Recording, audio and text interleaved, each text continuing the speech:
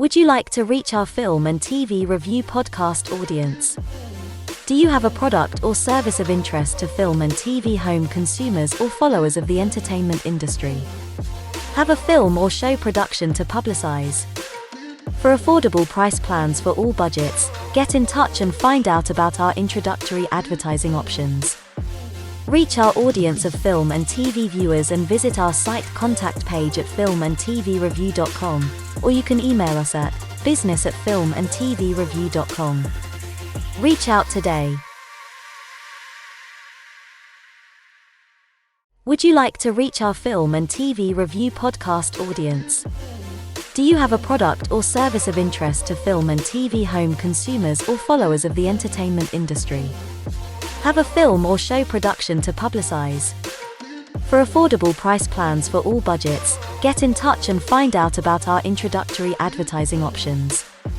Reach our audience of film and TV viewers and visit our site contact page at filmandtvreview.com, or you can email us at business@filmandtvreview.com.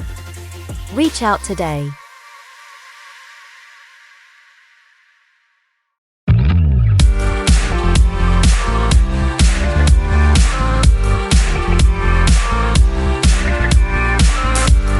Welcome to filmandtvreview.com. Catch the latest film, TV and streamed show reviews every week.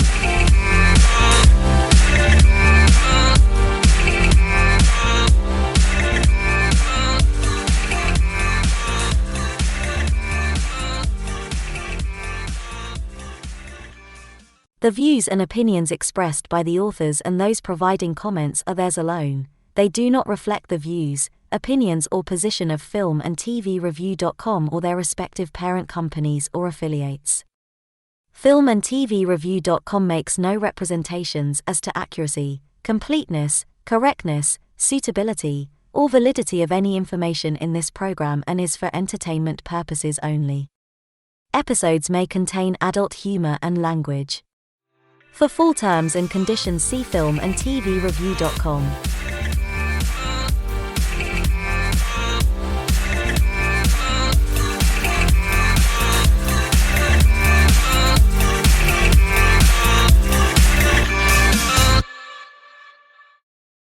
Hello and welcome to the filmandtvreview.com podcast. Today is our review of 2022. I'm James, I'll be your host alongside Richard, and we have a Zoom room full of people eager to share their favourite or worst films and TV shows of the year. So Richard, do you want to kick us off? Yeah, gladly. So I did my homework. A long year of movies and TV shows. I did a lot of catch up in the last couple of weeks, actually, because I think I missed, not in TV shows, but in movies, I missed a lot of things. And everything is still very fresh in my mind. So that's the good news. I have I'll be very time conscious, so I assure you, but I have, I think, 10-ish to mention, movies and 10-ish TV shows to mention. For the movies, in not particular order, I really enjoyed the Doctor Strange movie earlier this year. Everything Everywhere All at Once, which I guess would be in a lot of people's lists. Again, not very surprising, Top Gun Maverick. Then maybe not really blockbuster movies, but and again, recently my catch-up, I really enjoyed Pinocchio by Guillermo del Toro. You can find on Netflix. I thought it was pretty great. Glass Onion, another Netflix production, if I'm not mistaken. And then two more independent movies, if I can use that word. So The Menu with Ralph Fiennes, which was an extremely good surprise. If you haven't seen the trailer, if you didn't know anything about this movie like I did, it was a great surprise. Didn't know what to expect. And yeah, that was really good 2 hours. And also Nope. I'm not a very fan of horror movies, but in that case, it's an exception because I thought it was very well done. And finally, The Banshees of Inisherin, recommended by James back in the day. And that was also an amazing surprise. what a great movie as well. And finally, so I don't know how to pronounce it. So I think everybody will have difficulties to pronounce this one. Let's call it Triple R, a Bollywood movie. It is also something that everybody has been talking about for the last, I don't know, 2-3 months. And I know why, because I really enjoyed it. And for the final movie reference of my list, just for joking around, and because it was a great movie experience for all the wrong reasons, I mentioned Moonfall by Roland Emmerich. That's just a joke of it. And for the TV shows, I've been busy in TV shows and I love The Sandman, adaptation by Love, Stranger Things. More of a divided opinion. I did enjoy a lot The Rings of Power on Amazon, but I know that some people hated it. Don't know why people can hate it. I understand why people don't like it, but why should you hate it anyway? Another not surprising mention here is The Boys, but I haven't watched The Boys until quite recently when I did like a marathon and watched the first 3 seasons when the first season was released, and I thought it was pretty amazing. I didn't expect again something like that, not knowing anything about the show. I thought it was just another superhero TV show, and it wasn't. It's very different from what you can expect. Definitely for adults and not for children, if I may say. But yeah, very serious. I really also like the political subtext in it, so I recommend it. And if I can end this list with a little mention of a comedy with Will Arnett called Murderville. I think that's the name, on Netflix. I found it extremely funny because I think Will Arnett is a funny guy, but he's also kind of an improvised TV show with guest stars like Conan O'Brien and I think the guy from the Hangover movies. It was funny. And also special mention to Andor. For someone who knows me in this meetup, I'm not a very good defender of the Star Wars movies and TV shows in the Disney era. But I have to say that they proved me wrong with Andor, which is an amazing TV show, really, really one of the top of the list this year, with an amazing soundtrack that I keep listening to, and yeah, I definitely recommend it. And finish my 5 minutes, a little over 4, my 5 minutes with a disappointment that I mentioned to some of these people here. I was looking forward to a TV show called 1899 on Netflix, looking forward to it for months because it's the producers and creators of Dark, which is one of the best TV shows ever made. And it is 1899 is also very mysterious, very mind-bending or whatever. It's just, yeah, it's extremely bad written. There is nothing original about the ideas in 1899, in my opinion, and Dark was full of original ideas. So in a way, it's unfortunate that it has been cancelled, but in a way, it's also good news that it has been cancelled because maybe people like me who enjoy Dark can forget about 1899 as soon as possible. So yeah. Thank you, Richard. Yeah, I must still get round to Moonfall because you said it was a bad film, but very, very enjoyable. Yes. If you enjoyed the menu, the trailer I felt gave away a lot. So it was a little bit of a disappointment for me because I pretty much knew the whole plot. But there's a film that came out this year, Triangle of Sadness, which is sort of in a similar themes. I do recommend that. Okay. There's 2 sort of serious films that come out this year, Mass, which is sort of about gun violence in the US, and Aisha about immigration in Ireland. I thought were really good. I agree with you. The Banshees of Inisherin is one of the best films of the year. Hopefully I'll get to talk about that at the Oscars meetup though, because I think that'll probably be up for some Oscars this year. The Sean Bean and Nicola Walker drama Marriage, I thought was probably the best thing I saw on TV this year. Just lots of mundanity, but a real sense of sort of touching sense of togetherness that they show in that drama. Peacemaker as well on HBO Max, the spin-off from the Suicide Squad, which was one of my favorite films from last year. I was not sure whether it would work, but it worked really, really well. And it's got the best opening title sequence of just any TV show in living memory. But my favorite film of the year was The Worst Person in the World, directed by Joachim Trier. third part of his thematically connected Oslo trilogy. It's a Norwegian film that opened in the UK in late March. And it's sort of best described maybe as a black comedy drama or perhaps an anti-rom-com about a woman who's experiencing a quarter-life crisis, I suppose. So Julie, played by Renate Reinsve, I think is how you pronounce her name, is a woman in her late 20s, and she appears to be someone who keeps moving from career to career and doesn't really stick with anything, much to her mother's frustration. She's in a relationship with an older man, a celebrity comic book artist called Axel. And although they seem happy together, cracks begin to appear in their marriage as Axel wants children, but Julie doesn't. And the question is this because she's younger and doesn't feel ready? Does she have a fear of commitment? Or does she simply just want other things from life? And it's it is a real world drama, but there's these really great sort of wonderful surreal sequences sprinkled throughout, a bit like Train Spotting. It's presented in 12 chapters. It's got a great script, great cast. It's very funny, really sad in places, but very sort of thought-provoking. It really stays with you afterwards. It's got really nice cinematography. There's a sequence in it which I only found out today wasn't done by CGI. It was done practically, which is quite impressive as well, I think.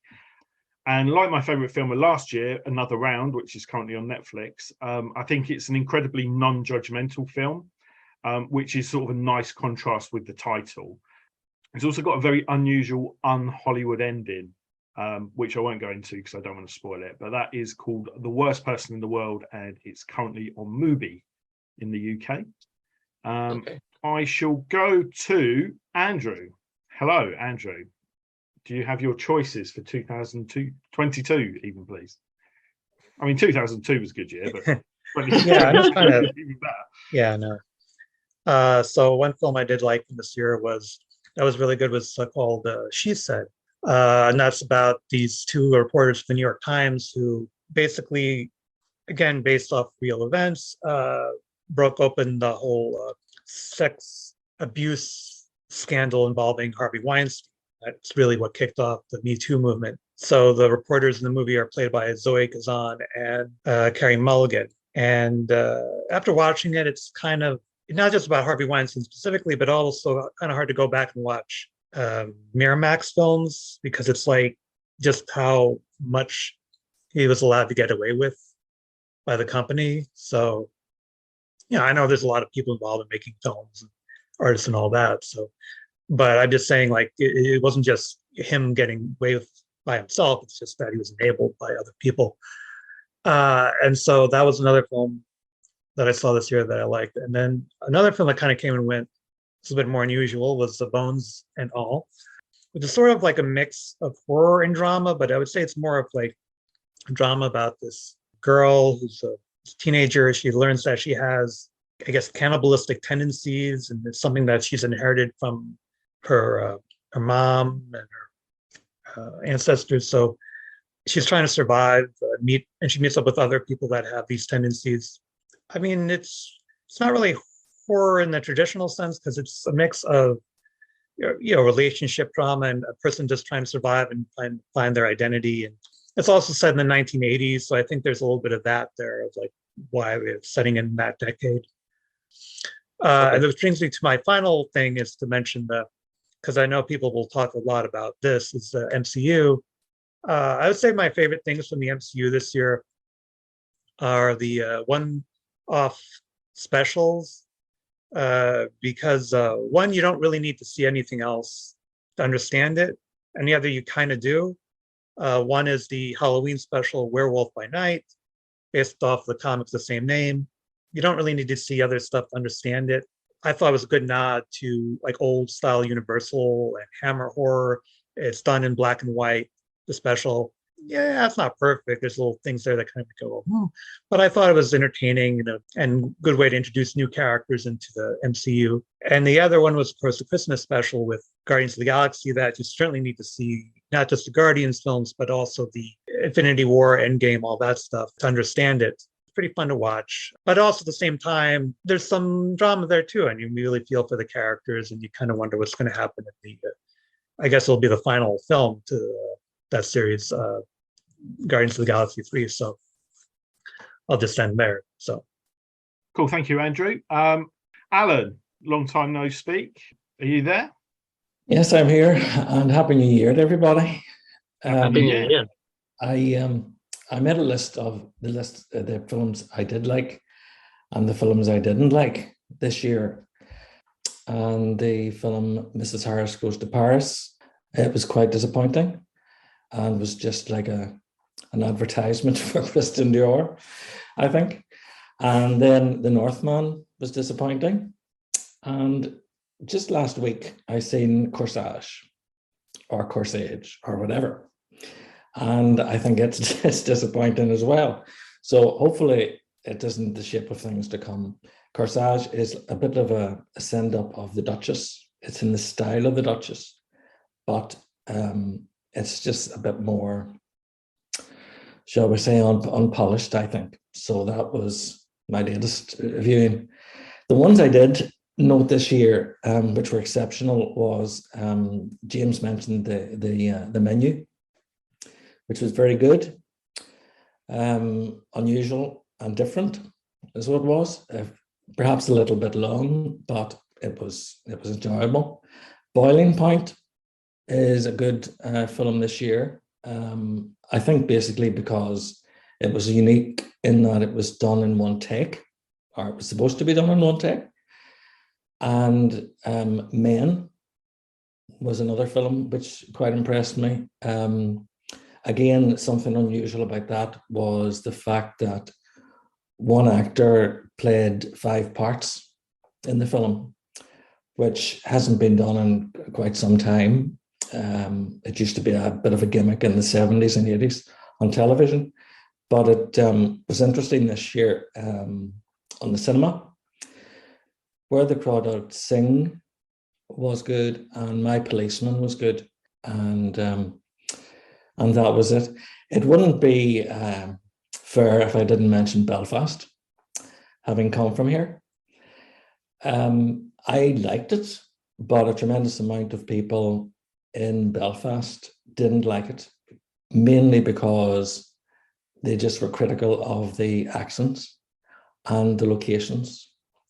But I thought personally it was refreshing to show a film about Northern Ireland, which did not show the violence and the cruelty which happens in the province in the 60s and 70s. So Belfast for me was special. And yes, some of the accents were a bit ropey, there's no doubt, but it was good, and Kenneth Branagh made a good job of it. And then the other one to close is My Policeman, which was a good film featuring Mr. Styles, of course. And that was pretty good, I have to say. So Crawdads Sing, Boiling Point, Belfast, Men, My Policeman are my favourites for 2022. So we'll move on to Sean. Hello. So what I did do last year, I went to the BFI London Film Festival and I saw a few good films there. So I just want to mention some of the ones I saw there. So I went to the premiere of Pinocchio, Guillermo del Toro's one. I mean, yeah, I'm a massive stop motion fan. So obviously I absolutely loved it. Stop motion is, well, that's what I want to do one day, really. So I absolutely love that film. I haven't seen Disney's version of it, as in the Tom Hanks recent one, but apparently that's terrible. But so maybe I should stay away. And yes, also at the BFI Film Festival, I went to see The Good Nurse, which is the Netflix film with Jessica Chastain and Eddie Redmayne. And yeah, I think that was very good. That was a true story about a nurse in America who was basically murdering his patients. And it was about the nurse played by Jessica Chastain, who had discovered it and brought him to the police. And yeah, I thought it was a very good film. Solid 8 out of 10. So I'd suggest that for anyone if you've not seen it yet. Another one I saw at the film festival was an indie film from a new director, which many of you may not have heard of, called Clock and Luda. It's annoying, I didn't check the director's name, but but yeah, it was a good film. It was about these. It was about someone who works for the government who found out some secret information, and because they didn't want him to share it to the world, he had to go to the countryside and stay away in case he got, I don't know, killed or whatever. And I mean, yeah, that was a decent film. I mean, yeah, I'd recommend that one. And I also went to see Sam Mendes' new film, Empire of Light, which again was good. After seeing, his other films, I'd say it's not quite it's not quite as good as his other work. However, it is still a good, solid film to watch. Obviously, you got Olivia Colman in it, and as usual, she's very good in it. So yeah, I just gave that 7 out of 10. Not bad. So other than the film festival, what else have I seen? The House, which came out early last year on Netflix, another stop motion film. It's sort of done in 3 parts. However, there's a version which they're all together. So I think it counts as a movie.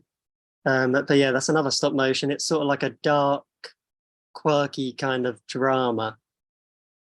And it's got animals as the main character living in these strange houses where strange things go on. And that's on Netflix as well, which I thought was very good. That was one of my favorite films of the year. And another one that came out early last year as well was Cyrano with Peter Dinklage, which was very good. However, I think many people had an issue where, possibly due to dodgy advertising, where when we went into the cinema, we discovered it was actually a musical. And I didn't realize it was, but it was still a good film. The music wasn't amazing in it, but the story and the acting I thought was very good and the direction of it. So I thought that was a good film. And yeah, but like many, my favorite film that I watched last year was probably Everything Everywhere All at Once. Yeah, not much more to say on that because I think everyone loved that one. And maybe you didn't, I don't know. And yeah, in terms of TV, I don't watch much TV, but I'm a big fan of Stranger Things. So I did love, obviously, the latest season of that. I thought that was very good. Possibly the best season so far. And yeah, I think that's everything. I think that's mostly all the best films I saw. Because mostly it was a good year for movies, I'd say. I wouldn't say there was anything I hated watching. It was all just sort of either good, average, or yeah, pretty good job. Like nothing was incredible, greatest film I've ever seen, but it was all decent. Cool, thanks, Sean. It's disappointing to know about Empire of Light because I was in Margate when that was being filmed and we weren't allowed on the fairgrounds for my brother's stag do, which he was very upset about. And I thought, well, at least if there's a good film at the end of it, it's going to be, because I love 1917. That was one of my favourite films of a couple of years ago. But it's still to open. I think there's been previews in the UK, but it opens here on the 13th. So I'll probably still go and have a look, but I won't get my hopes up. You're not the only one who was surprised that Cyrano was a musical. I had the same issue. Yeah. I didn't know, and after 5 minutes, I say, "Oh no!" Yeah, They're gonna sing all along. Anyway, DJ, you're with us. Do you want to go through your choices of 2022? Yeah, sure. I'm gonna say nope. UFOs, strange set of events, and also an underlying message about Hollywood is in the film, which is really nice and clever. For me, it's Jordan Peele's best movie. I know a lot of people like Get Out. I thought Get Out was really good, but just something about this film is just a lot different. I like the way they showed the extraterrestrial in this one. It was kind of really unique. And probably my favorite film, which I kind of saw in the cinema, was Top Gun Maverick. I think this is one of Tom Cruise's best films. I think I've mentioned it before, saying that always forgiven with the dark universe nonsense that he was trying to do. This was just really fun. The cinematography was really nice, engaging, and it was real, And yeah, it was a really good film. It was one of the few films where I can genuinely say you have to watch it in the cinema. Moonfall. I know Richard's favorite film of the year. Moonfall. This film is just dumb. You can watch it to make fun of it, but it's just a stupid film. Morbius, Jared Leto playing a superhero vampire. Just complete. I think he just. I mean, like, I'm not surprised. This is a Sony film. I don't know what they're trying to do. They're trying to create like a villain origin. It's not the same as like Joker or anything else. I just think he did a terrible job. Although Matt Smith dancing in it is pretty funny. So Avatar: The Way of Water was surprisingly good. I know people like to hate on Avatar. To me, Avatar is sort of like a Kardashian of films. Where it's kind of famous just for being famous. You know, like most people barely remember the first story at all. But yeah, Avatar: The Way of Water, I had a really good time watching it. It's 3 hours long, but for some reason, I really enjoyed watching it. Barbarian, that was a really good film to watch. I don't want to spoil it, but it's sort of like a horror film. Um, there's a lady and there's a house and there's weird stuff happening in the house, and then you've got all these other characters. It's a really interesting film, and I think it also kind of has a message really about people who you kind of trust, like how in various scenarios, some people you just instantly trust them, in other scenarios, sometimes you won't trust them for some reason. And I think it does some stuff pretty clever like that. And yeah, that's my list for 2022. I would give Richard right to reply on Avatar, but unfortunately, this only goes on till 8 o'clock. We've got eight more speakers, so Exactly. we'll go through in the order that people have joined. So I think that's the fairest way to go. He's going to get something in. Here we go. No, not talking about that. But CJ, I thought actually we are on the same wavelength, but Ben actually, I'm very disappointed. I'm very disappointed, John. I'm sorry, CJ, but very disappointed. I thought actually you know what you're talking about, and then you say Avatar. Come on, man. The only thing I will say about so I really loved Us. Actually, I think Us is better than Get Out. So I had really high hopes for Nope, but Nope is the film. It's very slow at the start, and I know that's why it's meant to do it. But it's the one film of the year that I really want to see again, more than any other. And it's not my favorite film of the year, but it's like, right, there was a lot in that. There's a lot to think about, and I need to see it a second time because I still don't know what my opinion is on it. So I'm waiting for it to turn up on Sky Cinema so I can watch it again. Alfonso, should we go to you next? I believe you joined us next. Sure. Well, I have enjoyed many films in 2022.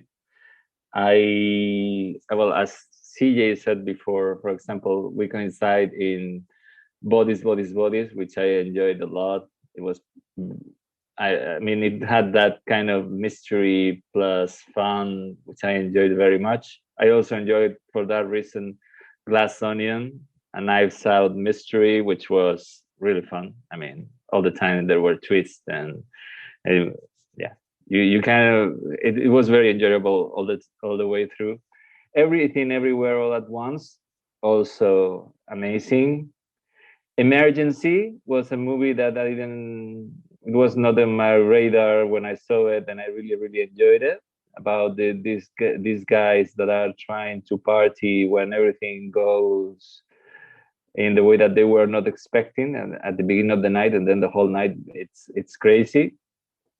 I have enjoyed my doses of crazy in movies this year. I don't know. I even if it's something which seems to have no plot, as Men, if it's something very crazy, I enjoy it. That's where the reason that I enjoyed Resurrection, for example, which is bonkers, fresh, Barbarian, Triangle of Sadness, The Menu, Blonde, which had something that was a little bit naughty and a little bit crazy and a little bit interesting in that way. So I enjoyed all of those. There were some movies that reminded me of old Hollywood, but done well. Like Emancipation, the Will Smith movie, which was that black and white movie with a hint of color sometimes. Crazy in that sense, but the movie was quite Hollywood standard, chasing and violence and emancipation of black people. Where the Crawdads Sing, which was also one movie that seemed to be from the 90s, but I mean, I enjoyed it as well. Also kind of like fun and a little bit horror, Doctor Strange 2. I also enjoyed it quite a bit. In the sense of on the side of tenderness, Cha Cha Real Smooth was also something that I enjoyed. And then for Spanish movies, I would highlight The Good Boss with Javier Bardem, which was, well, actually in Spain it's from the year before, but internationally it's from 2022. And Uriol Paulo's Los Rincones Torcidos de Dios, which in English I think it's going to be God's Crooked Lines, which is a mystery in a psychiatrist ward or something like that. With a murder, and I don't know, this guy Oriol Paulo has many films and most of them are on Netflix, and he likes to specialize in mysteries. Like, he's very good. Now about series. Well, I think I've been mostly I've been on Apple and HBO Max here. So on Apple it's been Severance, Blackbird, Slow Horses, Shining Girls. It has I mean, good quality. This year they really turn around that quality and turn it up, and that it's doing really well. And I think the target is plus 30, so it's more or less my target as well. HBO, I have mostly enjoyed many of the things that I've watched. I would highlight House of the Dragon, which has amazing jumps in time, like goes from one generation to another and skips the boring parts, especially from the middle to the end. And it was a joy. The White Lotus was also a joy to watch in its second season. Euphoria, which is like also in the kind of naughty kind of teenagers, like 20-year-olds that are teenagers, so kind of thing. Hacks, which is very well done. It's another film that could be a film by James L. Brooks in the 90s, which is now a series of like 20 minutes episodes. And on Netflix, I have watched not so much, but I would say that there are 3 shows that are mostly teenagers, but real teenagers in different situations that I like: Stranger Things 4, Wednesday, and Heartstopper, which are all of them very efficiently done. They have been successes, and deservedly so. And finally, from Epix, which is the only thing that I can say, it's I guess the US originates in where it originates in the US. I would highlight the series From, which is like a Lost plus Stephen King, and it only has 1 season, so lots of mysteries still coming around of how they the people who live in that forsaken town have arrived at that dire situation, which I won't spoil. And in general, I am happy with. I mean, especially on TV, there are lots of possibilities, and I haven't nearly watched as many movies that I would like. So, I mean, it's good that we have so many options and so many different paths to take, but always following what we want. Yeah. Cool. Thank you, Alfonso. So, Jean, you're up next. Hello. Hello. Hi everyone. Happy New Year. Happy New Year. Jean, Yes. do you watch films and TV at all? I don't know. We've never really. What's a film? What's a film? Yeah. What is that? Have you got any? A motion picture? Listen, guys, you know me, of course. I keep records of all the films and TV shows that I watch on like Word documents. So I'm ready. I'm ready, hun. Can I just say to everyone, I know we should be plugging filmandtvreview.com, but there's also Letterboxd, which can keep lists for you. But everyone I know just keeps them on like scraps of paper and stuff. No, I prefer my Word doc. I prefer my Word doc because I can like color coordinate it, and yeah, it's just easy, and I can access it whenever. So yeah. I feel like there could be a whole side meetup on your color coding, but we'll just go for choices of 2022 first. Yeah, so I mean, just as Alfonso said, 2022 was an amazing year for television. I also found myself going towards TV shows more than films, and I ended up having to catch up a ton in November, December for the film releases of the year. But I'll start off with TV. I already did like a best of 2022 video on my channel, just a small plug there, on Jean's Movie Chat. So I basically have a list prepared here. I'm not going to go through all the details on that, don't worry. So this is going to hurt. The BBC series is at number 10. Excellent series with Ben Whishaw. At number 9, we have Bridgerton season 2, which was a moment. Okay, it depicted one of the best romances of the whole year. Number 8, we have Stranger Things season 4, which was a superb season. This was the first year that I checked out Stranger Things, so I binge watched the whole series, and I was expecting it to go downhill from there. And I was so pleasantly surprised because season 4 kind of, ended up being one of the best seasons of the whole show. So it's really incredible what they're doing over there. And then 7, we have The Boys season 3, excellent series on Amazon Prime. Peaky Blinders season 6. This is the final season of the show. I was heartbroken because it's such an excellent, exceptional show. Cillian Murphy deserves all of the awards for his portrayal of Thomas Shelby. 5, we have Atlanta seasons 3 and 4, the FX series that's now available on Disney Plus here in the UK as well. The season 4 was the final season of Atlanta, which again, heartbreaking. This series is so good. It's so unique. It's so hilarious. So I highly recommend you check out Atlanta if you haven't watched it for whatever reason. And number 4, we have a very underrated series that literally no one talked about that I absolutely fell in love with. And that was Apple TV Plus's Bad Sisters. You guys need to watch Bad Sisters. It is so good. It kept being advertised on IMDb.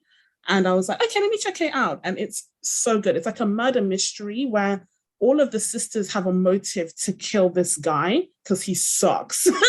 He's literally the worst. And he's portrayed by Klaus Bang, who was the sexy vampire from the BBC series a couple of years back. But he is also amazing because he's such a good villain. And the sisters have such a great chemistry together. It's an amazing show. Highly recommend it. And number 3, we have Abbott Elementary, seasons 1 and 2, which is also available on Disney Plus. I think season 1 is available on Disney Plus. Abbott Elementary is such a joy. It's such a gem. And overall, this year, I was looking for more like happy content. I wasn't really looking to be sad. So that's why I didn't really check out films like Emancipation, Till, because I know that I'm just going to be weeping, sobbing the whole time. So I wanted to be happy, and I think it's important to have Black representation in media that's not just tragic and sad. So Abbott Elementary is a perfect example of that. Then at number 2, we have a series that I literally just rewatched because I love it so much, and that is Hulu's The Bear, which is available on Disney Plus as well. The Bear is so excellent, so excellent. And actually, it links with a film I'm going to be talking about in a second as a great double bill. But this year in general, it occurred to me as people were talking about the menu, that it's been a really interesting year for chefs and chef-related content. So yeah, The Bear is yet another example of this, coming from a different angle, where you have Jeremy Allen White's character, who was a prestige chef working in a Michelin star restaurant, in like the best restaurant in the world. And then all of a sudden his brother dies and he owns like a rundown kind of beat up restaurant that Jeremy Allen White's character Carmen all of a sudden has to take over. And it's a comedy, kind of Black comedy, but it also has some really amazing dramatic moments. It's super short. It's only 8 episodes and they're like 20, 30-ish minutes long. It's an excellent binge. I literally rewatched the whole thing yesterday. And at number 1, we have the return of one of the best franchises of all time that kind of killed us at the end, but brought us back to life with this new entry, House of the Dragon. House of the Dragon is my favorite show of the year. It was so good. Well, very good. For the tape, Richard is shaking his head. But... Richard, listen. I don't want to interrupt. I don't want to interrupt. Everybody has to be time conscious. But yeah, anyway, go ahead. Yeah. Yeah. So that's my list of TV shows. And then to quickly run down the list of films, number 10, Matilda the Musical, is a joy. It's a delight. Okay, I love that film. Number 9, we have Banshees of Inisherin. I really, really enjoy. I mean, I didn't enjoy it, but it was a very good film. And one scene in particular with Kerry Condon and Barry Keoghan is what cemented that for me. That scene, Barry Keoghan doing the actoring, okay, of a lifetime. That scene alone was like, okay, we've boosted it up on the list for sure. Yeah, that scene is everybody's favorite scene on social media. Yeah, that's the scene that was like, okay, we're working with something serious here. Like we're working with a film that I can actually remember like come 2-3 years from now, you know, because it was just such an emotionally impactful scene. I hope Barry Keoghan gets nominated as the same as Kerry Condon. And at number 8, we have Boiling Point. This is the film, I think someone mentioned it earlier, this is the film that I would say would be a great double bill with The Bear. And in fact, if you want to triple down on chefs, you could do The Bear and then Boiling Point and then The Menu. I think that would be a great trio to watch, some chef-related content. I think that would be the perfect storyline, actually. So yeah, highly recommend Boiling Point, because Boiling Point is like The Bear in that you're dealing with a chef who's in a high-stress situation, but it's all condensed into one evening. Whereas The Bear is about, you know, the daily runnings of a rundown restaurant and how the main character is trying to fix things. Boiling Point is just like that same evening, you know, it's almost one take. It's supposed to look like one take and you're just in it. You're fully immersed in the stress and anxiety and pressure of these chefs and these cooks. So yeah, I think it's a great double bill or triple bill. And number 7, we have Top Gun Maverick. I think CJ mentioned this one, but it was a great cinema going experience. It was just, there was nothing else like it. I even preferred it to Avatar in terms of cinema going experiences, because it actually left me on the edge of my seat in terms of tension, whereas Avatar was just like a beautiful, stunning screensaver in the cinema. Number 6, we have The Batman, excellent Batman movie. 5, Pinocchio, Guillermo del Toro's Pinocchio, not the Disney one that apparently was a flop. Number 4, Glass Onion, a Knives Out mystery. 3, Black Panther Wakanda Forever, which was an amazing sequel to the film. Richard, I see you shaking your head.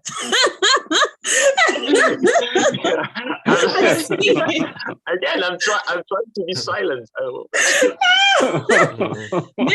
Listen. Some of us love this film. Some of us weren't as impressed, but I love this film. And some others predicted the film. There is a middle. Thank you. There is a middle ground here. You cannot. I mean, it's not like I hated it. I just said that it was just all right. That's all. No, that's an attack. That's an attack on Ryan Coogler. That's an attack on me. That's an attack on everyone. You can't say that it's all right. Anyways, incredible film. Letitia Wright had another amazing performance, as did Angela Bassett, who just killed it and is probably going to be nominated for Best Supporting. Number 2, we have Everything, Everywhere, All at Once. This was tough, guys, because I was like, what's going to be my number 1 and what's going to be number 2? I put Everything Everywhere at number 2 because my number 1 for the year is The Woman King. Absolutely. That is my favorite film of the year. That is a film that both of these films are films that I can easily say in 5 years, when I look back at the list of, films of 2022, those are the ones that are going to stand out to me. So yeah, that's my list, guys. Cheers, Jean. Very good list there. If I may reply to Jean. Yeah. Yeah. For the Black Panther debate, as it's James' idea, I think we should start putting on social media to release the Richard Fontana cut. FYI. What's the cut? My ideas were 10 times better than the ideas in this movie. Just putting this in this story. Do you mean the idea where you wanted to flood Wakanda? Exactly. My ideas were a million times better. Just saying, but we can move on now. That's all. We can't, but we can't move on. That's ridiculous. That's so sad. I think the thing with Wakanda Forever is that the only sort of weak part of it is some stuff to do with the script, but you'd have to have a heart of stone to really be, because we know what they went through in production, that before they started production, they lost someone, and you can see that they've had to scramble stuff together. I do think Angela Bassett is fantastic in that movie.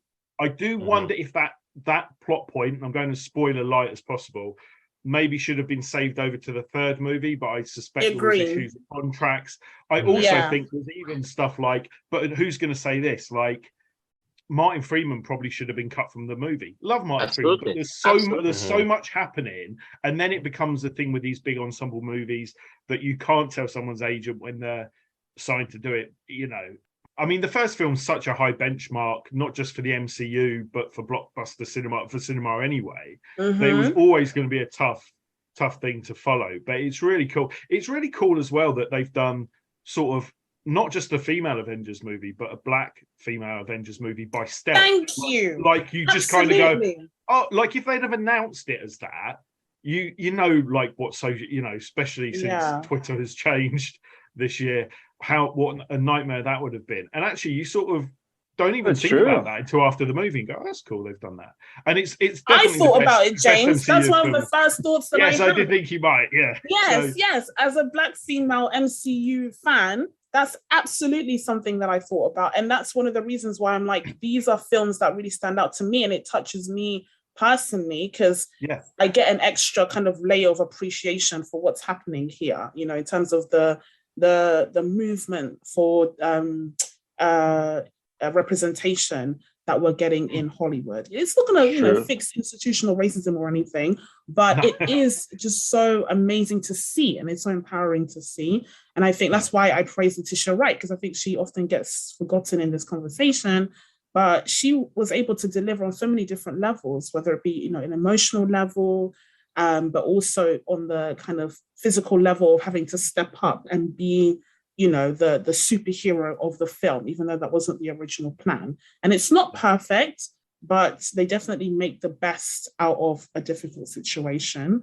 And overall, I just enjoy the film in general, So. The people's favourite films are the ones that connect with them personally as well. I can see that in the last couple of years. They're kind of stories about people of my age and Would you like to reach our film and TV review podcast audience? Do you have a product or service of interest to film and TV home consumers or followers of the entertainment industry? Have a film or show production to publicize? For affordable price plans for all budgets, get in touch and find out about our introductory advertising options. Reach our audience of film and TV viewers and visit our site contact page at filmandtvreview.com, or you can email us at business@filmandtvreview.com. Reach out today. Stuff and life experience, and those are the ones that really resonate with you, I think. And I'll just mention as well, Letitia Wright is also, she's been in that, she's been in Aisha, and she's also been in a film called The Silent Twins, which isn't the best film of the year, but I really enjoyed that. So she's had 3 pretty amazing films out this year, I would say. Anita, do you want to give us your choices for the year? So I actually went to the cinema more than I usually do, particularly in the summer. That was a lot to do with air conditioning at certain times. It was also a lot to do with Maverick. I'm sure it doesn't surprise a lot of you that I went to see it at least 3 times. That was just because I wanted to, not because of the air conditioning. Yeah, Maverick, it was always going to be a highlight for me. I mentioned a few months ago, good luck to Leo Grand. I wouldn't say it's all been done before, but I wouldn't say it was groundbreaking either. But it was very entertaining. It was about a middle-aged woman played by Emma Thompson, who hires male prostitutes. It was entertaining. It was quite good. And I, as a lot of you know, I like true stories. So I liked My Old School, which was I think it was in 1993. A 32-year-old passed himself off as 16 and went back to school in Scotland. So I went to the cinema to see that. And again, very entertaining, and I like true stories.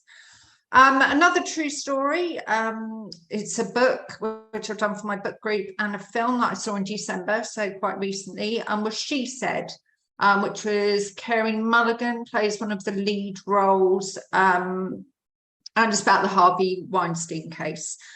And very good, again, very entertaining. Love the chemistry between the two journalists that broke the case. Really entertaining, really fascinating. And again, as I said, I love true stories, so I would recommend that. And because I did the book for my book group, I can say that I think, which was written by the two journalists, I think they did a good job with the film. In terms of TV, someone mentioned The White Lotus. I preferred series 2 to series 1. The reason it wasn't my favorite thing, but the reason that I preferred series 2 was I thought that dynamic between grandfather, father, and son was a bit different. I've not seen that in that type of drama before, where you've got 3 generations of men going on holiday together.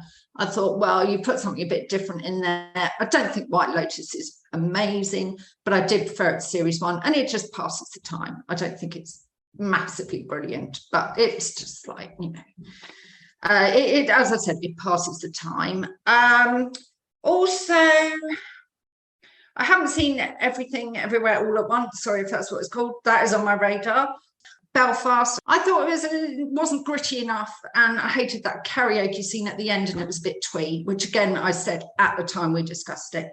So yeah, Glass Onion is definitely on my radar. The only other thing I'd say about TV, as you know, I hosted a true crime night probably about 18 months ago now. And so I was really looking forward to Dahmer on Netflix. Jeffrey Dahmer, obviously serial killer, started killing in the 70s, was arrested in the 90s.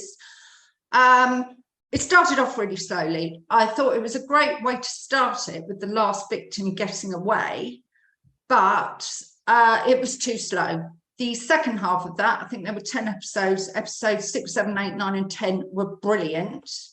It started off too slow. It didn't have quite the right pace overall, but because it was about Jeffrey Dahmer, I was always going to watch it. So yeah, highlights for me, apart from Maverick, She Said, brilliant film, and in the end, Dahmer came through for me. So that's it. Cheers. Thank you. And that leaves us with William. Hello, William. I've not met you before. I'm sure you've been here before when I haven't been, but nice to meet you. Nice to meet you. I think I've been here just once. This is my second time here. The films you loved or hated in TV in 2022? I actually saw a lot of films today. So I'll bring up 2 honorable mentions. The first is Megan. So fun fact, when I saw the title of this movie where it replaced the 3 with the E, I thought that, is this a part of a trilogy? Because I thought it was following the Scream method of advertising, where they replace one of the letters with the number of which sequel is. But so I looked up, I was like, was there a first one, a second one? I didn't realize that, no, it's actually a completely original movie. So I actually just saw it on Thursday, and I think this is the film I was hoping the Child's Play reboot was like. In terms of like movies about slasher dolls, this is the superior movie in my opinion. It is very bonkers, but completely entertaining. And a second honorable mention I'll say is Till.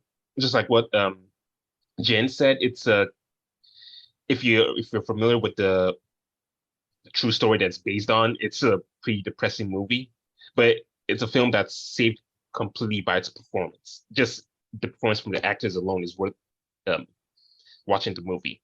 But again, if you don't want to be sad, like angry cry throughout the whole thing, I won't recommend it. But it is a well-made movie.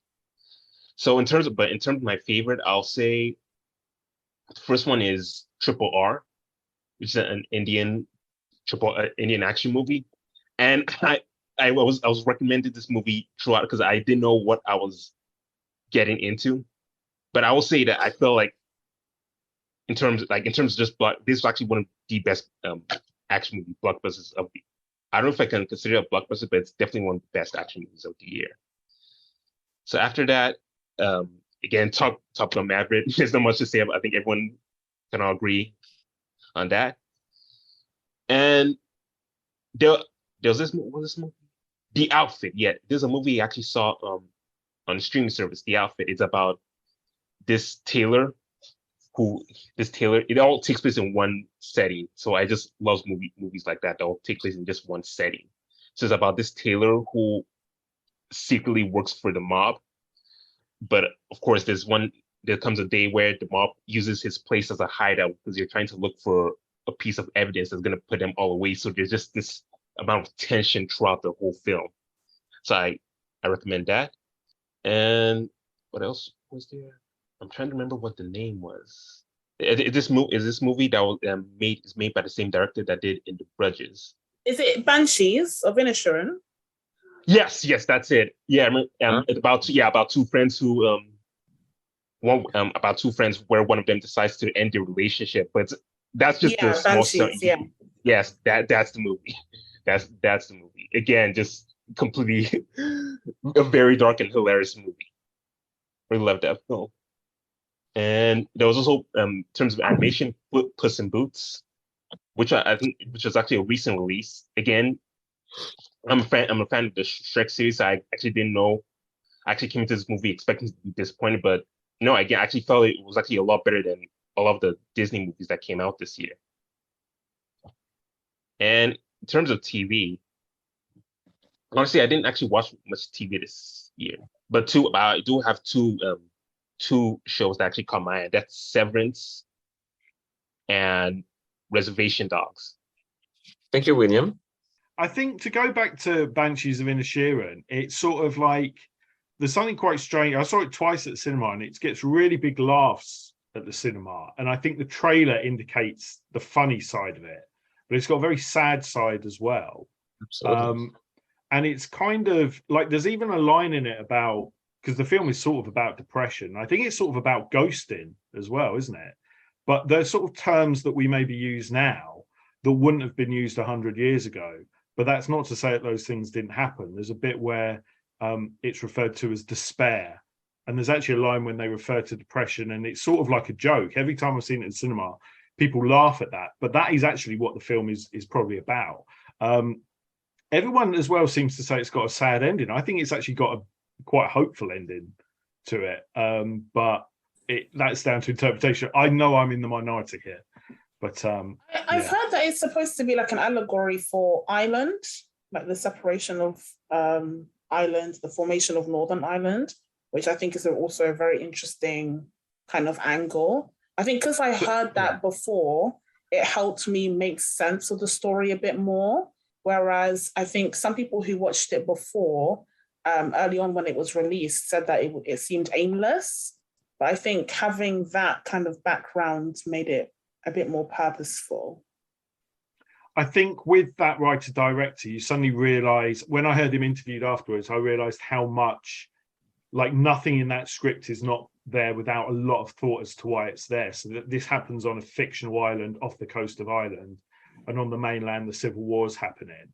And it's kind of an allegory for, or mirroring at least, what is happening in their relationship at the same time.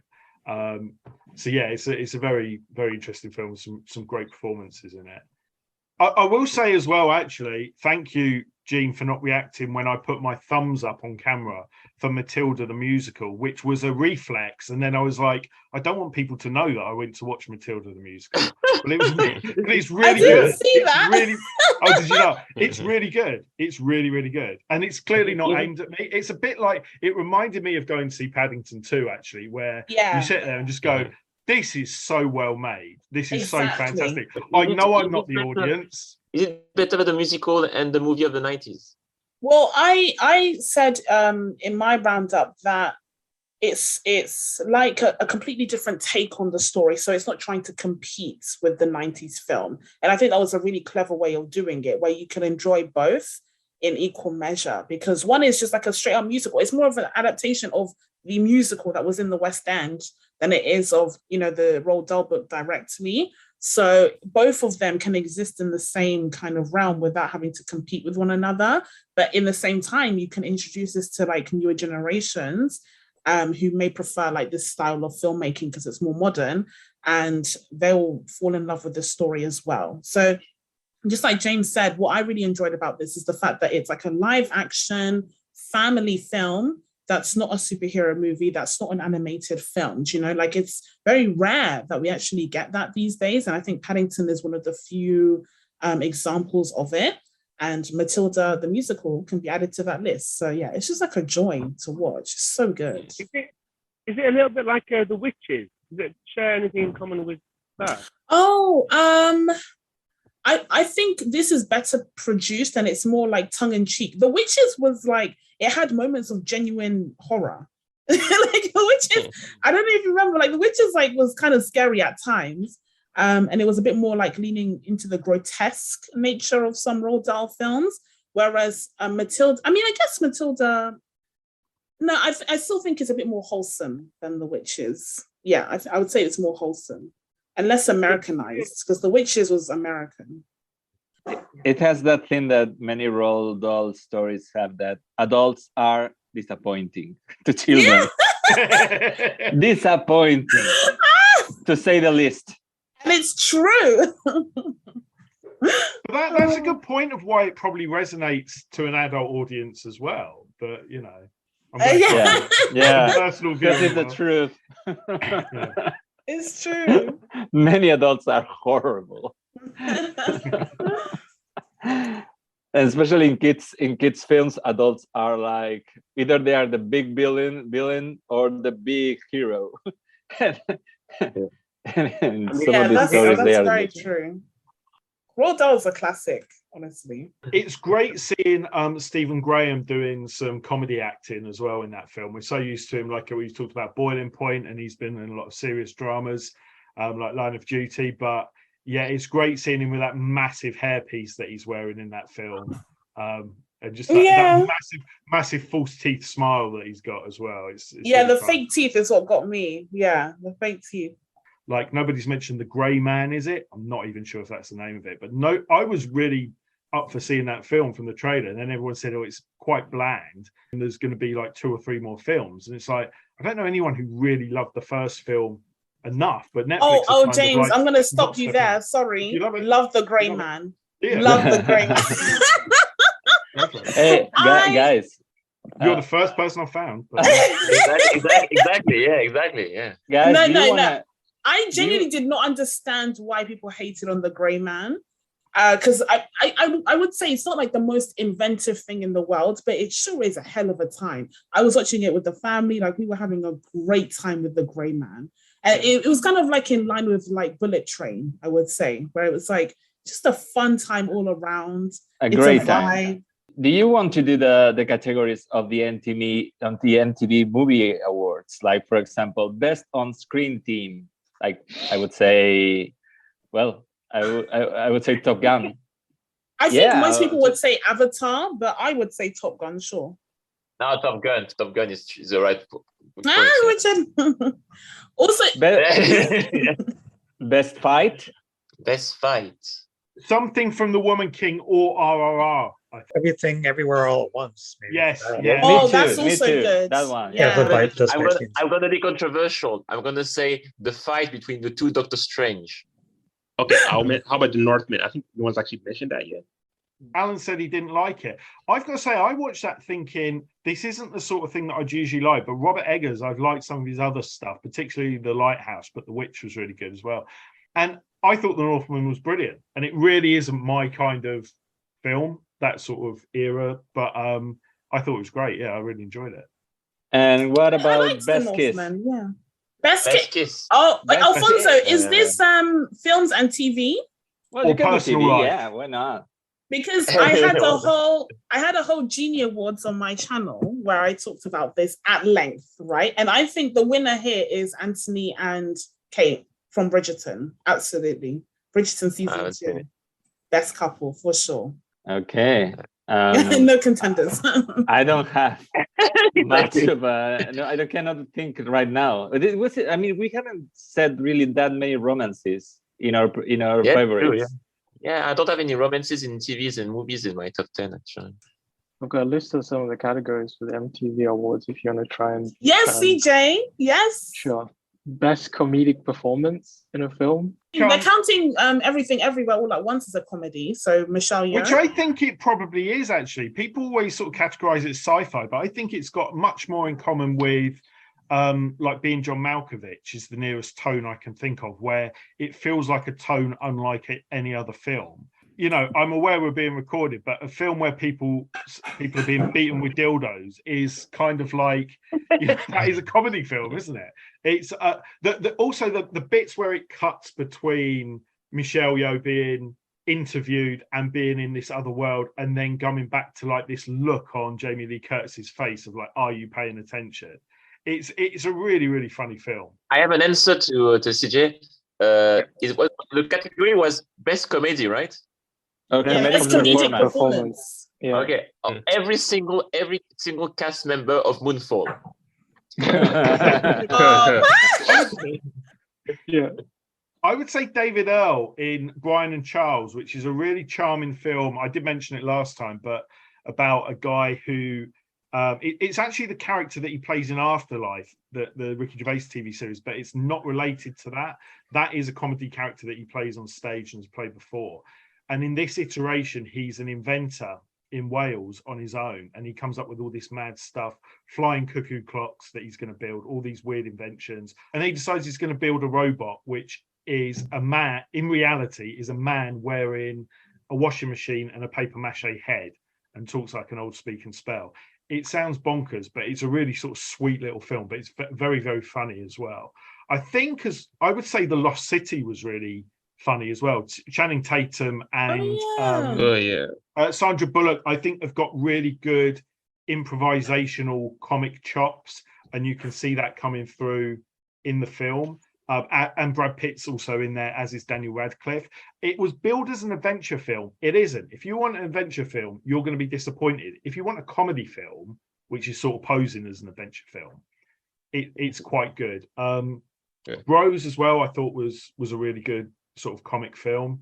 Speaking of Being John Malkovich, there's also the Unbearable Weight with with Nicolas Cage. Yeah, I've seen it. Yeah, it's quite funny. Yeah, that's quite fun. Or Ralph Fiennes in The Menu, if you count The Menu as a comedy. More or less. Yeah. If you consider it, it's dark humor. It's dark humor, but it works. I would say actually, CJ mentioned bodies earlier. I laughed out loud at a lot of moments in that film, and definitely if you were describing it to someone, you'd say it's a horror film, right? And it's sort of like a genre horror film.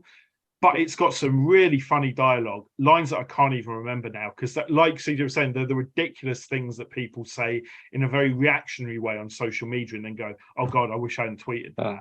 They're saying it to each other's faces. And I think that's almost what the film is about, is like, sort of maybe sometimes it's best to consider what you say. I mean, there's a line in Glass Onion where he says, don't confuse talking without thought and talking, you know, freedom of speech or something like that. And it's kind of a similar thing, I think. Daniel Craig, yes. And Kate Hudson in Glass Onion is also very good. Yes. Yeah. So the next category is Best Villain. Oh, CJ, that was in my awards. Okay, so Best Villain, I have Wanda from Doctor Strange, Multiverse of Madness. Yeah. Good point. Yeah. I would say Rory Kinnear as Men in Men. I think we forget one that is going to win. I think it's nominated at the Critics' Choice Awards. Is obviously the Homelander. Sorry? The what? The Homelander from the Boys. Oh yeah. I have Homelander. Yeah, Homelander. And I also have Soldier Boy from by Jensen Ackles. Anthony Starr, that's his name. I think he's been nominated for. I don't know if it's whatever Critics' Choice Awards or Emmy Awards or whatever. So. Yeah, he was nominated for an Emmy last year, but he's incredible as Homelander. Yeah, he's amazing. He's amazing. Who was the villain in Everything All at Once? It was Jojo. Stephanie Tupaki. Shu. Yeah, Jojo Tupaki, right? Yeah. He's a bit more Yeah. complex than that. But Yeah, I like that villain because it was like you kind of feel sympathetic for them, but at the same time they're really kind of scary, but also entertaining to watch at the same time. They were all That's actually a powerful. good one. Now I was gonna say I thought Riddler was pretty good in Batman. Yeah. Yes, I think the Riddler, the way that it was played in Batman Forever, it's a joke and it's not scary.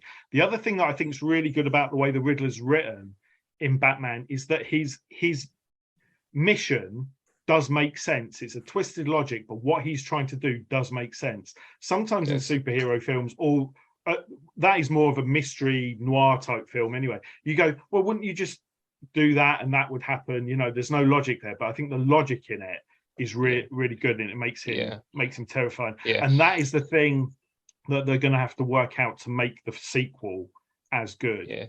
Although the one issue I will have is that it does have that typical superhero problem where they make the villain a bit too sympathetic in his goals, so they have him do something completely drastic by the end to make it. I'm not gonna spoil it. That's a fair point. Yeah, yeah, I agree. I felt like his plan at the end just came out of left field.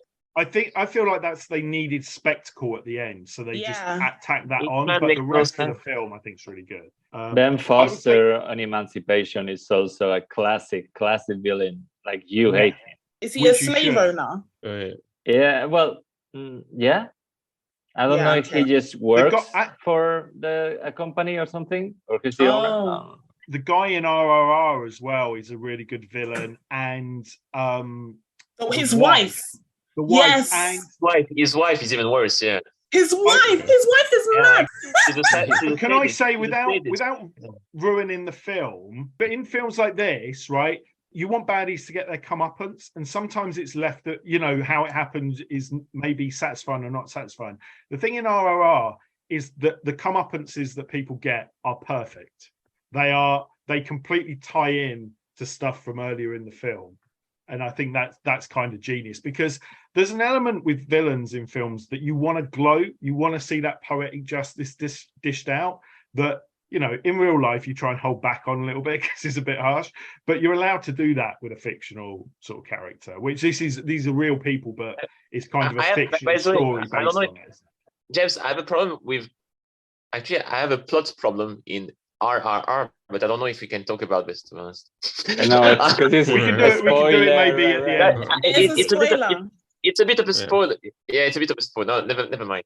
Because I think there is kind of well, it's not a big deal, but there is something that doesn't make sense. But anyway, okay, sorry. There's a lot of things that do not make sense in that film. No, but plot-wise, there is a scene that doesn't make sense with the others. Literally, only one. But again, sorry. No, I was going to say that sounds like the best WTF moment award. Oh yeah, maybe. Yeah. Is that an award, CJ? I think they used to have it, and I think they retired awards apparently. We can include it. Best WTF moment. Yeah, that's definitely triple R. Yeah, that's But for me, but the one where they start singing and dancing while the guy is actually being tortured to death. Yeah, that's interesting. Thank you. What was that? That was but like again. I'm joking because we were saying that before the start of this podcast. My knowledge of Bollywood is extremely limited, so that's why maybe it's a cultural thing, but I don't understand. That's why I'm not. Yeah, same. And that's the why. Maybe it's fine in India, but yeah, it's just very strange when you look at it with our eyes from the Western world. Let's say, I guess. I don't know. I agree. Mm. This was the first Bollywood film that I watched, and I was shook when that happened. I was literally like, "What?" I said "what the fuck" many times during Barbarian. Barbarian was very what the I think if you've grown up with Disney films, though, there is an element of that in there. Because I used to say the same thing, and it's like, but The Jungle Book's like one of my favorite films of all time, and like I grew up watching Mary Poppins and stuff. You know, if you grew up with Disney films, they do burst into song. James, no. I grew up with Disney. No. No one gets whipped within an inch of their life, and then you get like a song, a soulful song. No way. That was nothing from Disney prepared me for that. Can I do two more baddies of the year, or maybe three? I think that the manager in Elvis as well. I know that someone said they didn't like that, but Tom Hanks playing a villain, I kind of liked. And again, it was a different take on the story, and I find that really interesting. Anyway, with sort of pop stars and the royal family to an extent, that I think there are often people behind the scenes who have a vested interest and won't allow these people. We think these people are living the life of Riley, but from Elvis to Amy Winehouse, not a lot really changed, and there's loads of people in the middle. Yeah. So I would say him, and just seeing Tom Hanks play a villain. Esther from Orphan First Kill, which is a prequel to Orphan. I don't want to say any more because Orphan, if you haven't seen it, is a brilliant thriller. It's marketed as a horror. It's real low level. It's a thriller, I would say more. She's an iconic character. I hope she gets a final outing because they can't do it forever. But I think she's just such a wonderfully, sort of over the top camp villain. Like it's just genius, and I think that's really good. I might mention Top Gun because I don't really know who the villains were. Like, I don't think that movie has a villain. They bomb stuff and there's no casualties, but it's awesome and they fly. I really love Top Gun. The villain is one of those things where I'm like, Jason. It's Russia. They just didn't want to say it. Russia. It's Russia. I think I remember it's actually described as a foreign nation. Yeah, they never name it. They never name it. Okay. Yeah. They call it the enemy. They call it a foreign nation. Like That's actually smart. That's actually smart. So actually, but marketing-wise, they can say it anywhere in the world, but just say the enemy. Yeah, but I mean, it's not anywhere in the world. It's not the Middle East anymore. There was a period where the Middle East was always the villain, and now we can see there's been a shift. But yeah, it's true. Yeah. And Emma Thompson in Matilda obviously is a brilliant villain as well. Yes. She's great. I also wanted to add from TV shows, Khonshu from Moon Knight. He is also a really, really great villain, mostly because he tricks you throughout the show. You think like, oh, maybe he's not so bad. But then at the very end, there's a big reveal where it's like, oh, he's the worst. He's the absolute worst. It was so good that I completely forgot about him. And me too. Honestly. I'm telling you, ever since Richard watched The Menu, he has gotten so sassy. No, honestly, I'm sorry, but it's true. Moonlight, who are you talking about? Ethan Hawke character? No. I'm talking about Khonshu. I'm talking about the bird. The bird god. The big bird. The bird. The bird god. Yeah, because remember at the very end where he's in the limo. The god, the Egyptian god. Yeah, the god. Yeah. At the very end when he's in the limo. Do you remember he was driving? Richard, I'm dying right now. I'm dying. I'm not saying a spoiler from a long time ago. There are things that I remember from Moon Knight, but I enjoyed the performance from Oscar Isaac and his. Well, that's not a spoiler. The fact actually that he has obviously two personalities, etc. That's very well done. But that part, I can't remember actually the ending of that villain. Well, the hint is that he doesn't just have two personalities. Yeah. But this stuff, I don't remember that. Okay, CJ, let's move on to the next category. Sorry. I want to say the best on-screen team. Oh. I also did. We did a little bit. We have another that it's like best scared as shit performance. Oh yeah, I would yeah. say Skip that one. Barbarian, that girl, she was, from the moment she started going down in the basement, she was not so scared that I was. Yeah, that was a really scary moment. That just, I don't know, man. Basements and just not knowing what's down there, it just freaks me out. Oh yeah, absolutely. I would It's say like, Jenna Best Ortega team. also in Scream and Wednesday, but especially in Scream, she is very vulnerable in that movie, and she made me feel for her in Scream. Best team, I might sort of just say the sort of ensemble of Wakanda Forever, to be honest. I'm just sort of looking down a list I've got here. Yeah. I think that's the best team that I could Yeah, sort but I of mean, like, say. team in what sense is like the I guess cast of film? just working together to solve a problem Working or together, to okay. go on a Yeah. mission. The Okay. Umbrella I would say- Academy. The two journalists from She Said, actually. Oh, yeah. Probably. And They're a actually great even team. the newsroom as well, yeah. Yeah. When the family gets together in everywhere all at once. Yeah. Yeah. Stranger Oh yeah, it Things. is. Stranger Things. Oh, Stranger Stranger Things. Things. All Yeah, right. yeah. Although great technically 2 teams for the whole show. Yeah, that's true. They were split up. Yeah. Sure. Yeah. Maybe the team from Peacemaker. I mean, actually, Robert Patrick's a brilliant Oh, villain yeah. in that. So my issue with Peacemaker in the Suicide Squad having a spin-off is he's such a horrible character that I was like, I don't really feel I'm going to connect with him. But actually, talking about comic performances as well, I think there's little post-credit sequences in Peacemaker which aren't stings or teasers, but they seem to be extended improvisations that John Cena and a lot of the supporting cast are really good at. So there's a scene where he's just rattling off the names of celebrities who he would rather be killed than someone else. And in the show, it's quite long. And then you see the post-credit one and it goes on for ages. So I think there's a few, but I would give maybe a villain nod there. They're a great team. Would you like to reach our film and TV review podcast audience? Do you have a product or service of interest to film and TV home consumers or followers of the entertainment industry? Have a film or show production to publicize? For affordable price plans for all budgets, get in touch and find out about our introductory advertising options. Reach our audience of film and TV viewers and visit our site contact page at filmandtvreview.com, or you can email us at business@filmandtvreview.com. Reach out today. In that, they sort of get together the team that he's working with at the end as well. Yeah. I mean, can we count like Guardians for best team because of the holiday special? They didn't really do Certainly much could. as a team. You certainly can. What about the best musical or dance sequence of the year? RRR. Yeah, exactly. Yeah, I would say so. Yeah. I Okay. would say so. The most sexy scene, sexy performance, sexy in general. Performance. Kate and Anthony in Bridgerton, for sure. I haven't seen. Kate and Anthony. Yeah. Oh, can't really so think it's, of anyone so it's else. like steamy Bridgerton.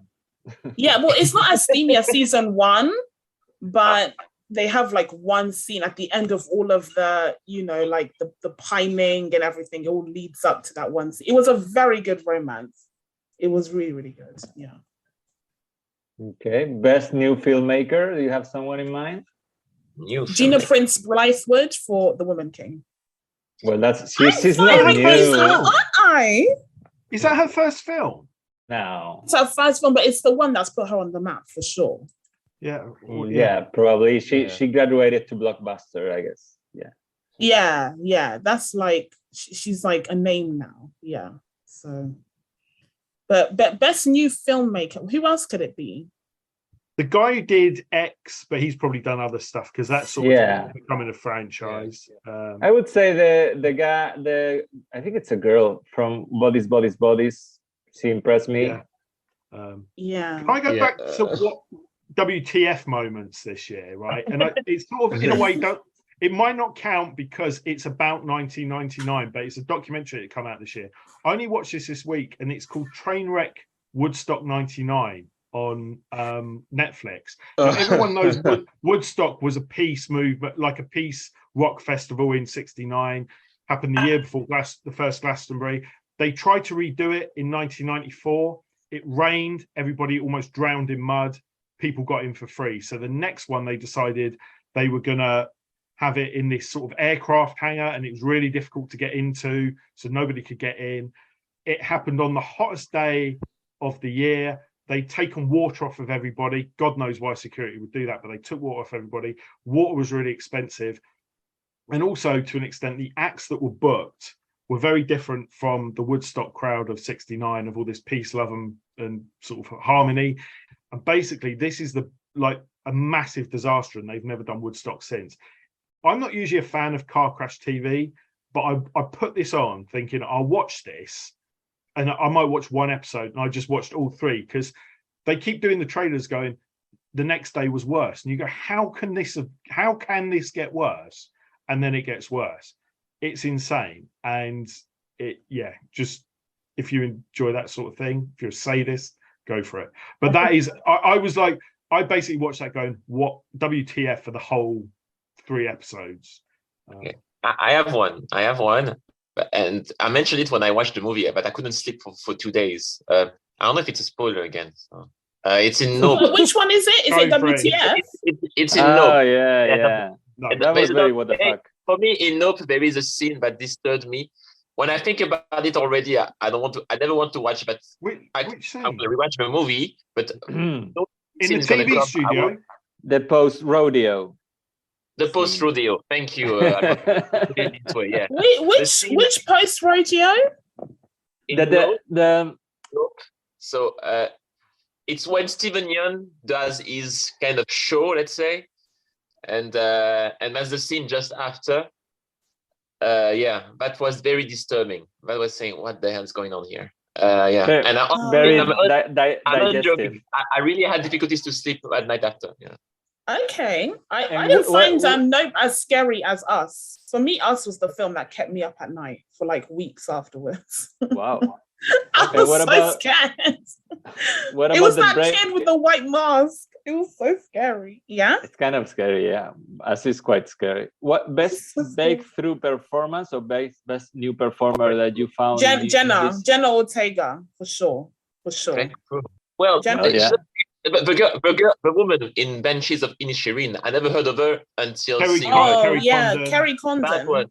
She was amazing in it. Honestly, she was such an amazing actor. Is it Tessu Mbedu as well? Is the plays, almost said spoiler, plays one of the characters in The Woman King, I think is fantastic in that film. And yes. I said at the time, I think it's almost, because actually sort of there's maybe a misdirection in the title that it's all going to be about Viola Davis's character. I think it's much more of an ensemble when you watch it, not taken away from her at all, but there's other really well-written, really well-written characters in there, and I think she's a standout. And I was like, I've not seen her in anything before, but she's the protagonist of the Underground Railroad. The Underground Railroad, by Barry Jenkins. Jenkins. That was really hard for me to watch, so I didn't finish it, but it's incredible. I'm gonna be again in the minority as usual, but I would not say her name because I pronounce it not well, but the Welsh actress of Rings of Power, I think she's amazing. The main character? Who plays Galadriel. I don't know why the hate, because I think that she's done an amazing job, to be honest, in the Rings of Power. She's quite the Mary Sue, it's called Mary Sue. Sue. Yeah, but that can be said to all heroes of all this fantasy sci-fi stuff, then, because yes, of course, everything goes well for her, etc., and she survives everything, etc. But not in House of the Dragon, Richard. Not in House of the Dragon. Okay.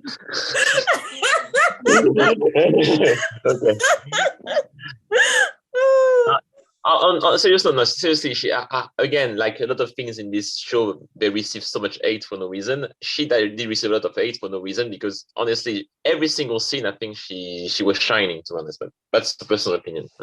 She was doing a quite interesting performance. Yes, she was quite determined in her ways, and not.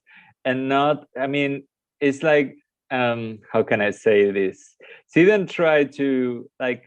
Or the direction or whatever, she was not like, let's say, trying to make herself more approachable. in a sense. I don't know if you're being sarcastic or not right now. No. I mean, Okay, I mean it as a quality. I mean it Okay, like okay. it's not like other characters in other shows that try to be like, oh, so endearing. No, Yeah. Galadriel was quite like to the point. Yeah. No, that's true. Yeah. Okay. And it's not something that I would expect from the Rings of Power, more like from House of the Dragon. And in House of the Dragon, the character of Emma, well, the main Emma Darcy, yeah. Emma Darcy, the green girl, let's say. Emma Darcy has No. The green one is Olivia Cook. Emma Darcy is who is Emma Darcy? Emma Darcy, the grown up the grown up. Okay. had to me, she had the same kind of determination, but also she was much more human, approachable. Galadriel was quite like going there, I'm going there, and I'm going there. It's a good shout out there. Emma Darcy was a million times better than her teenager version of herself, let's say. Yeah, and also Paddy Constantine, who was King Viserys. Yeah. Oh, there were some really good performances, actually. Is he nominated for the Golden Globes, Paddy Constantine? No, people were very upset. He wasn't. Is that true? Oh, that's crazy. No, yeah, people were really upset. They were like, "What is going on?" Yeah, he definitely deserved a nomination. Even I say that I didn't like the show. I have to admit it. He did an amazing job. Yeah. His descent into like his illness was just incredible. I mean, that goes down to like VFX and prosthetics, but also his acting. The speech that he does in one of his last scenes, the speech he does at the dinner table. Honestly, was amazing. Yeah, incredible work.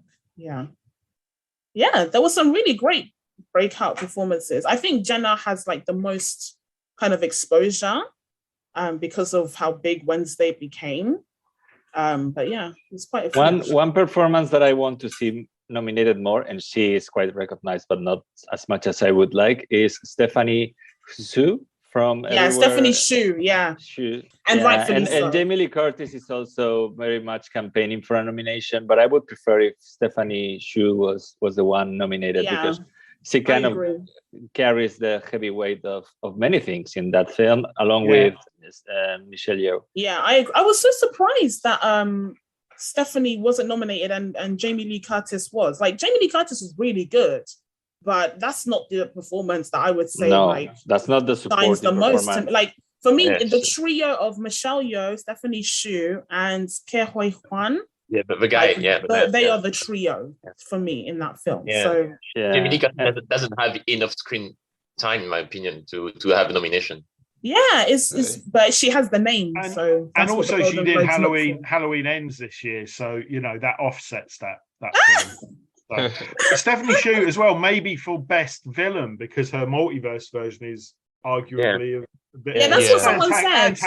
Antagonist. Someone said. Also, incidentally, it's brilliant, and I've watched. It's one of the few films that I've watched more than like once or twice this year. I do have a slight issue.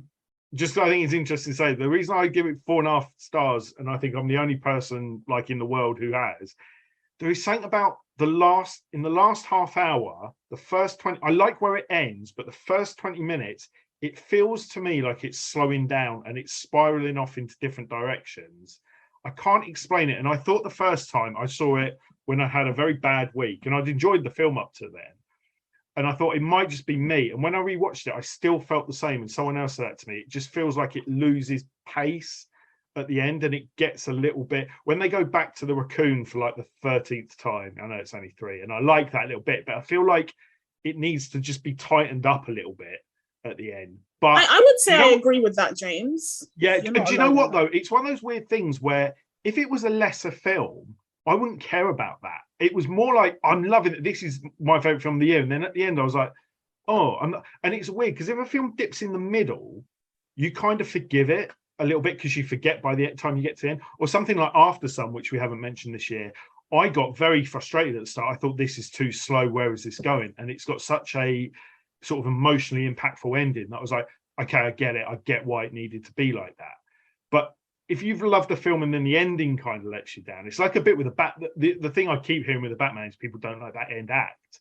And it's just one of those things, but I'm still going to watch it loads. And it's so, like, every poll that I've sort of seen, I've posted a few of them in the group and stuff, it's always number one everywhere, everything all at once. And I think the Oscars really need to listen to the unanimous audience and critic response. It needs at least 10 nominations. No, I think it's going to be nominated. I think the big question, I think the big question is what blockbusters are they going to nominate to draw mainstream audiences in? Well, and I think Avatar is probably going to be like a lock for a blockbuster for Best Picture. Top Gun as well, definitely. And Top Gun, yeah, and I think Top Gun as well. I really hope Avatar. I think he should obviously get all the VFX. Exactly, for all the technical awards. But yeah, I know that he's gonna get. I'll be fine.